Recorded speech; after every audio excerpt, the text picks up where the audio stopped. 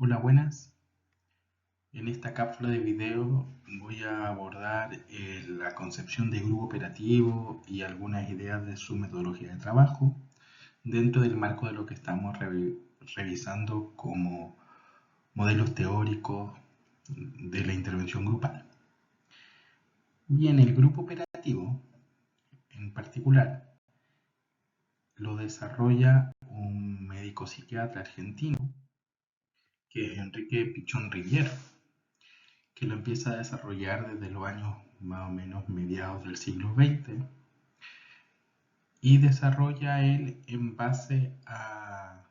se fundamenta en base a las concepciones de dinámica de grupo, de Kurt Lewin y del psicoanálisis, especialmente la teoría de relaciones objetales de Melanie Klein. Dado que esta cápsula no tiene el sentido de explicar de manera profunda las concepciones de Melanie Klein y teoría de relaciones objetales, voy a tratar de ir explicando de manera operativa y de manera muy sencilla cómo estas ideas, que son mucho más complejas, que necesitan una concepción más vasta de psicoanálisis para poder comprenderlas en totalidad, pero voy a ir tratando de explicarlas de manera bastante operativa para poder que se entienda la forma en cómo piensa Pichón Rivière los grupos. ¿Cuál es la concepción de grupo que tiene el grupo operativo? Lo plantea como un conjunto de personas que tienen una relación entre sí en el tiempo y en el espacio, y que esta relación se articula por las representaciones internas, o sea, por cuál es la representación, la construcción interna que tienen, que plantea de manera explícita e implícita, y esto es muy importante porque esto va a estar en todo el trabajo de Pichón Rivière, plantea de manera explícita e implícita una tarea que constituye la finalidad del grupo. O sea, ¿qué nos está diciendo acá? Nos está diciendo que los grupos, que son estas personas que se vinculan en un tiempo y un espacio, generan una representación de una tarea implícitamente o manifiestamente, y esta se volvería su finalidad. Vamos a profundizar un poquito en esto para poder ir entendiéndolo. Entonces entendemos que el grupo son este conjunto de personas reunidas con un fin en común, ¿cierto? Este objetivo, esta tarea en común que tiene elementos explícitos e implícitos. Es ahí donde se generan una serie de vínculos y de dinámicas interpersonales que influyen en el comportamiento de las personas. Eso hemos conversado de que los grupos influyen en el comportamiento de los individuos.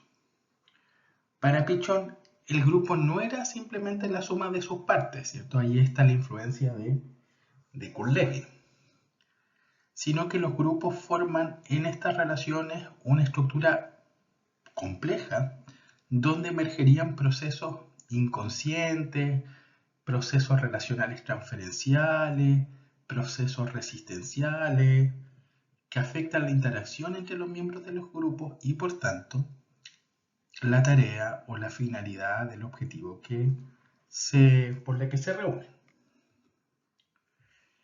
Para él presenta una perspectiva dialéctica para entender los grupos, en la que las tensiones entre los miembros del grupo y su objetivo impulsan el desarrollo, o sea que el grupo se movería en relación a cómo se relaciona con su objetivo, ¿cierto? Entonces, básicamente él estaría interviniendo en esa relación dialéctica, en cómo los sujetos y las tensiones que se dan entre ellos y el objetivo que buscan, cómo tratar de despejarlas para que se desarrolle. Piensa el grupo y lo que se da como un espacio de aprendizaje y de cambio. Por eso habla de la operatividad del grupo como un grupo o de tarea que está haciendo algo, donde las personas se transforman en esta interacción, dada la comunicación, el análisis y las relaciones interpersonales que se dan al ir desarrollando la tarea. Pero esto no solo consideraría las relaciones explícitas, manifiestas, sino también las que son implícitas, las que no quedan a la vista, ¿ya? Como los contenidos inconscientes, acuerdos tácitos. Por último, un aspecto importante de su propuesta es que los grupos irían formando un ECRO, un esquema conceptual referencial y operativo, que en términos sencillos los podríamos comprender como un modelo teórico, conceptual, que le permite al grupo empezar a movilizarse. Son las ideas que tiene el grupo, las creencias que tiene el grupo, que le sirven de referencia para establecer su forma de comportamiento, su dinámica relacional. Y que permite entender, cuando uno conoce el ECRO del grupo, a uno le permite entender la dinámica que tiene el grupo y también facilita la intervención sobre los cambios que necesita hacer el grupo.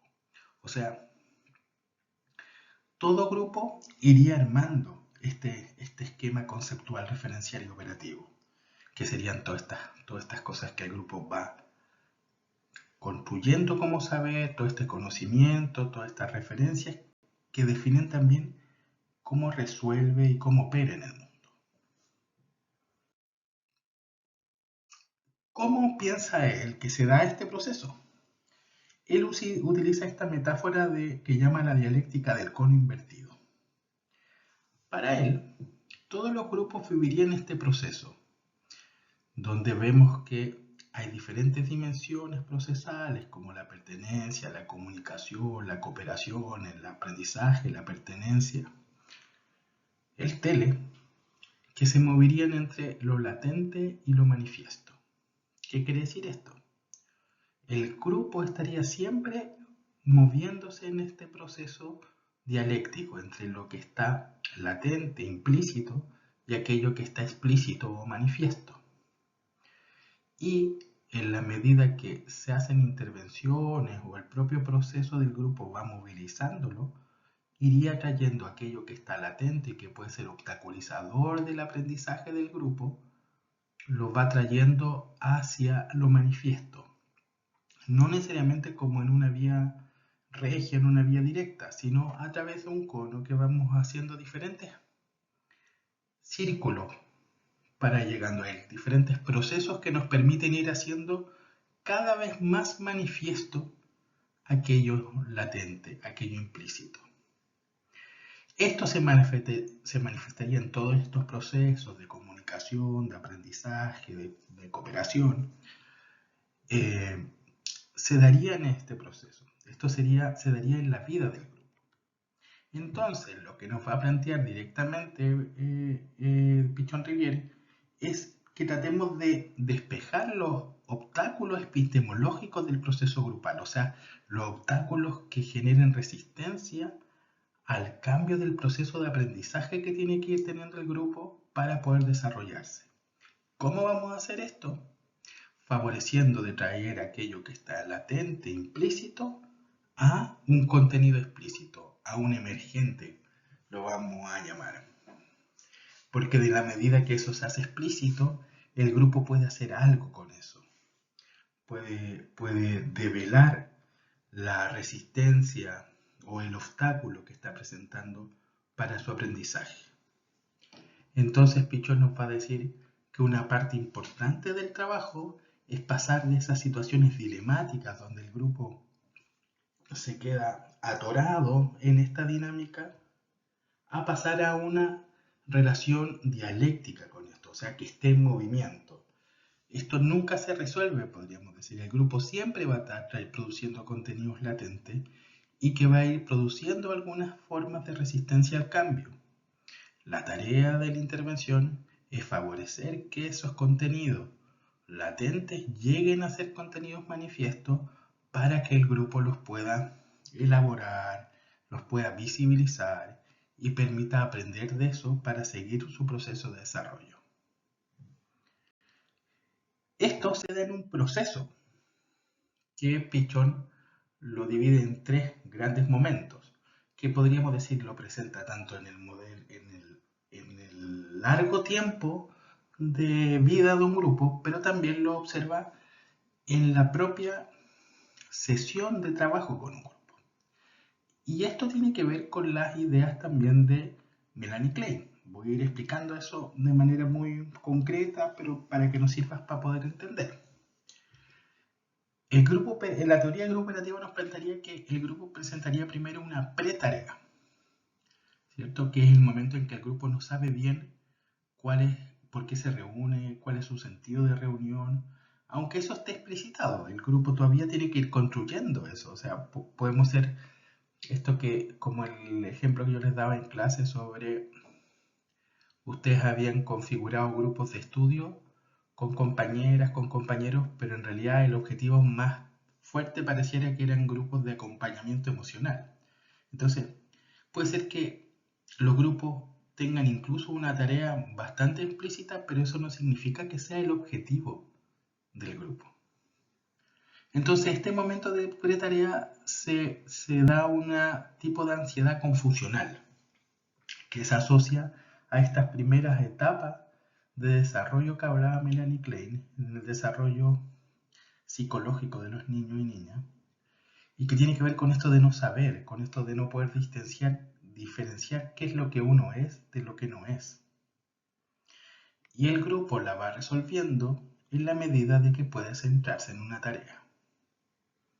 En la medida que el grupo empieza a centrarse en esta tarea, empieza a entender cuál podría ser su tarea, cuál sería su finalidad como grupo, empieza a surgir otro tipo de ansiedad que asociado a lo que plantea Melanie Klein se llama ansiedad esquizoparanoide, que esta ansiedad y este miedo a que lo de afuera, aquello que es desconocido, te vaya a dañar.